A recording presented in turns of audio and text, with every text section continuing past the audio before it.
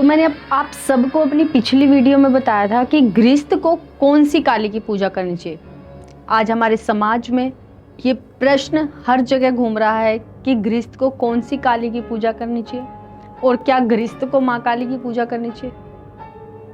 तो हाँ, मैं आप सबको बता देती हूँ कि हाँ, हर गृहस्थ को माँ काली की पूजा करनी चाहिए, क्योंकि माँ काली की पूजा साधना आराधना के बिना तो आप लक्ष्मी और सरस्वती को चला ही नहीं सकते। लक्ष्मी और सरस्वती माँ कभी भी आपके घर में प्रवेश नहीं करेगी। फिर प्रश्न ये आता है कि क्या गृहस्थ को माँ काली की कौन सी पूजा करनी चाहिए और कौन सी काली ऐसी होनी चाहिए जिनकी पूजा करनी चाहिए। तो मैं आप सबको एक बात बता देती हूँ, जो गृहस्थ लोग हैं, आजकल हमारे बहुत से बच्चे भटके हुए हैं, कहते हैं कि सब देवियां तो समान है, किसी भी काली की पूजा कर लो। ऐसा नहीं है। आज हमारे समाज के लोग शमशान में भी भोग रखाते हैं, दक्षिणेश्वरी काली को भी पूज रहे हैं। तो क्या वास्तविकता में ऐसा होगा? नहीं। आप जिस शक्ति का आह्वान करेंगे वो उसी रूप में ही आपका कार्य करेगी। अगर आप शमशान काली को पूज रहे हैं तो शमशान काली आपको मोक्ष की तरफ ही लेकर जाएगी। अगर आप दक्षिण काली पूज रहे हैं तो जिससे सूर्य का पुत्र यम भी डरता है, और माँ दक्षिणा काली हमेशा अपने बच्चों को मोक्ष ही देने वाली होती है, तो फिर आप उनसे भौतिक सुख कैसे प्राप्त कर सकते? अब ये भी बहुत विचार का विषय है कि फिर कौन सी काली की पूजा करनी चाहिए। बहुत से लोग ये भी बोल देते हैं कि कुलदेवी और पितरों को पूज लो तो सारे कार्य ही सफल हो जाते हैं। पर मैं आप सबको एक बात बता दूं, माँ काली की पूजा के बिना ना आप सरस्वती को मना सकते हैं, ना आप लक्ष्मी का प्रवेश घर में करा सकते हैं। हम सब जाने अनजाने में ही सही, हर घर में माँ काली पूजी जाती है, और जो माँ काली को नहीं मानता उसका घर कभी भी सुख समृद्धि और वैभव से भर ही नहीं सकता।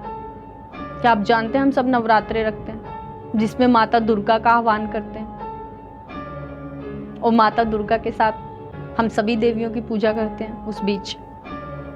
तो हाँ, जो माता दुर्गा के साथ माँ काली चलती हैं, हमें उसकी पूजा करनी चाहिए। माँ दुर्गा की सबसे पहले पूजा पाठ करनी चाहिए, उसके बाद माँ काली स्वतः ही आपकी जीवन में प्रवेश कर जाएंगी और वो हमेशा ही आप लोगों के साथ रहेंगी।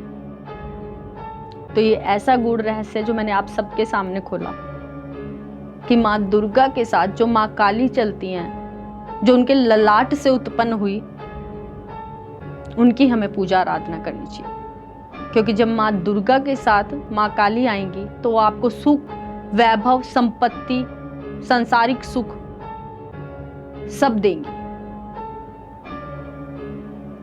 अब बहुत सा जगह ये प्रश्न उठता है कि विग्रह कैसा हो माँ का। माँ का विग्रह ऐसा होना चाहिए जो शिव पर पैर रखा हुआ ना हो।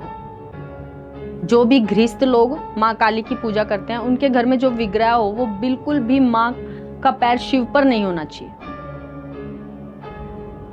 उनके हाथ में कमल का फूल होना चाहिए, खड्ग होना चाहिए, एक हाथ से वो आशीर्वाद दे रही हो और अभय मुद्रा धारण की हो एक हाथ से। जीवा भले ही बाहर निकली हुई हो, पर उनका विग्रह पर हल्की मुस्कुराहट होनी चाहिए। शांत रूप में माँ को दिखाना है, आंखें बिल्कुल सौम्य होनी चाहिए। तो ऐसा विग्रह आप लोगों को घर में रखना चाहिए।